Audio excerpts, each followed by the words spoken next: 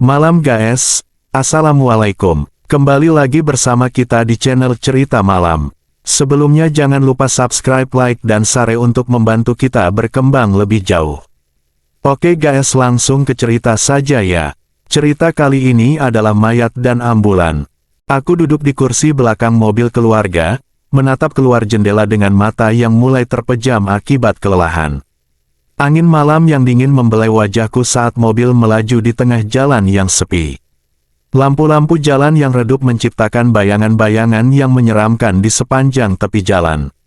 Hanya suara hembusan angin dan mesin mobil yang mengisi keheningan malam. Tiba-tiba, sebuah benda besar muncul dari tikungan tajam, menyebabkan mobil kami terhempas dengan kekerasan. Suara derap rem yang keras disusul dengan suara benturan yang menggelegar mengisi ruang kecil mobil. Tubuhku terhuyung ke depan, disertai dengan rasa sakit yang menusuk dari ikat pinggang pengaman yang menahan tubuhku. Ah! Teriakku tanpa sadar, mencoba menahan rasa sakit dan kejutan yang melanda tubuhku. Apa yang terjadi? Tanya ibuku dengan suara panik, mencoba mengendalikan mobil yang sudah hampir kehilangan kendali. Kita kecelakaan, Ma. Jawabku, suara napasku tersengal-sengal karena kejutan. Meskipun keadaan di dalam mobil sudah cukup gelap, tetapi suasana di luar semakin gelap dan menakutkan. Cahaya lampu-lampu mobil yang berserakan memenuhi pandangan mataku, membuatku terjaga dari pingsan. Aku bisa merasakan denyut nadi yang berdebar keras di leherku, sementara ketegangan di dalam mobil semakin terasa. Saat aku berusaha menyingkirkan pingsan, aku merasakan getaran keguncangan yang menyebar di seluruh tubuhku. Suasana hening yang tadinya melingkupi mobil itu sekarang digantikan oleh gemuruh kekacauan dan kepanikan. Aku melihat sekeliling dengan mata yang masih penuh kebingungan, mencoba memahami apa yang sedang terjadi. Di luar jendela, jalanan tampak sunyi dan gelap, tanpa satu pun tanda kehidupan. Cahaya rembulan yang samar-samar menerobos awan mendung, menciptakan bayangan-bayangan yang menakutkan di sekitar kami. Angin malam yang dingin mengalir masuk melalui celah-celah jendela, membawa aroma tanah basah dan keheningan yang mencekam. Apa yang terjadi, Kak? Tanya adikku dengan gemetar, matanya mencari-cari jawaban yang tak kunjung datang. Aku tidak tahu, Arya, jawabku dengan suara yang bergetar, mencoba menenangkan diriku sendiri sekaligus mereka. Tetapi, ketakutan semakin merayap di dalam diriku ketika aku menyadari bahwa mobil ini tidak biasa. Kursi-kursi yang biasanya terisi oleh pasien yang membutuhkan pertolongan darurat kini kosong, tetapi kesunyian di dalam mobil tidak seperti kesunyian biasa. Ada kehadiran yang aneh, sesuatu yang tak terlihat namun terasa begitu kuat. Kita harus mencari cara keluar dari sini, kataku dengan suara yang berusaha tetap tegar, sementara hatiku berdegup kencang dalam ketakutan yang tak terucapkan. Bagaimana caranya? Tanya ibuku dengan nada khawatir, matanya penuh dengan kebingungan. Kita harus mencoba membuka pintu mobil ini, ujarku, mencoba menemukan solusi di tengah kekacauan yang membingungkan. Dengan hati-hati, aku meraih gagang pintu dan mencoba membukanya, namun pintu itu terkunci rapat dan tidak mau bergeser sedikit pun. Suasana tegang semakin terasa saat kami menyadari bahwa kita terperangkap di dalam mobil ambulans yang misterius ini, tanpa ada jalan keluar yang jelas.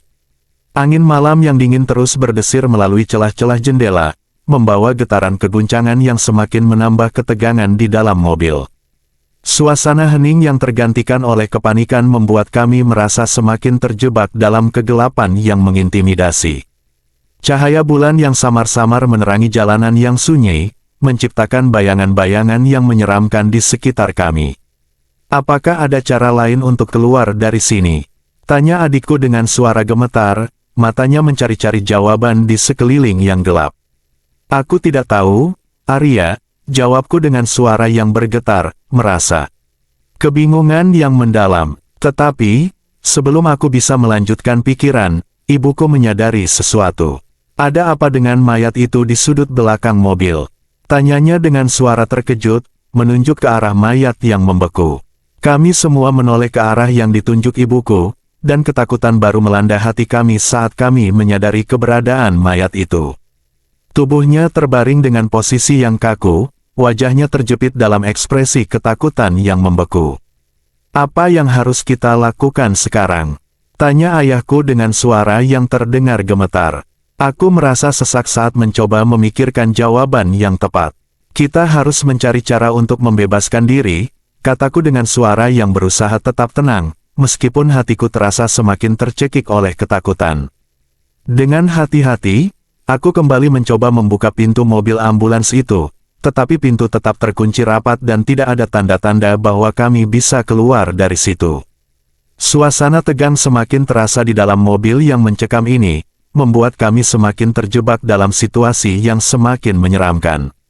Di sudut belakang mobil, kami menatap mayat yang membeku dengan perasaan ngeri dan kebingungan yang mendalam.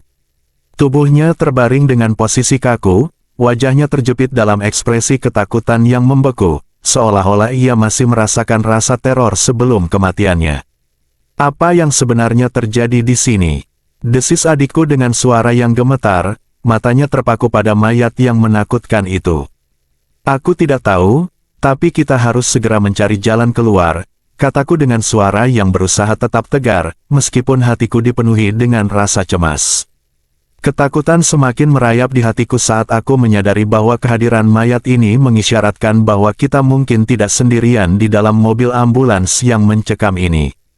Namun, sebelum aku bisa merumuskan rencana selanjutnya, suara teriakan tiba-tiba memecah keheningan di dalam mobil. "Apakah itu suara apa?" seruku dengan napas tersengal-sengal. Semua berbalik menatap ke arah pintu mobil, di mana suara itu tampaknya berasal. Namun, pintu tetap terkunci rapat dan tidak ada yang tampak di luar sana. Suasana tegang semakin terasa saat kami menyadari bahwa kehadiran mayat ini mungkin terkait dengan misteri yang mengelilingi mobil ambulans ini. Tanpa peringatan, tubuh mayat tiba-tiba bergerak. Mata kami terbelalak saat melihat mayat itu bangkit dari posisi terbaringnya dan memandang kami dengan mata kosong yang tak berkedip. Hatiku berdegup kencang dalam ketakutan saat aku menyadari bahwa kita tidak sendirian di dalam mobil ini. Tetapi, sebelum kita bisa bereaksi lebih lanjut, cahaya putih yang terang menyilaukan mata kami. Kami menutup mata untuk melindungi diri dari kecerahan yang tak terduga itu. Ketika kami membuka mata kembali, kami menemukan diri kami terbaring di pinggir jalan yang sunyi, jauh dari mobil ambulans yang misterius itu. Kami menatap satu sama lain dengan rasa lega dan kebingungan yang mendalam. Apa yang sebenarnya terjadi? Apakah semua itu hanya mimpi buruk? Ataukah kami benar-benar terjebak dalam pengalaman yang tak terlupakan ini? Meskipun pertanyaan-pertanyaan itu terus menghantui pikiran kami, satu hal yang pasti, kami telah lolos dari kengerian yang mengintai di dalam mobil ambulans itu. Dan kisah horor yang kami alami malam itu akan selalu menjadi rahasia yang kami simpan dalam ingatan kami, sebagai peringatan tentang betapa mengerikannya kegelapan yang tersembunyi di balik penampakan yang biasa-biasa saja. Oke guys, sekian cerita dari kami. Jangan lupa subscribe ya. Terima kasih telah setia mendengarkan cerita dari kami. Kita jumpa esok hari di jam 9 malam ya, terima kasih.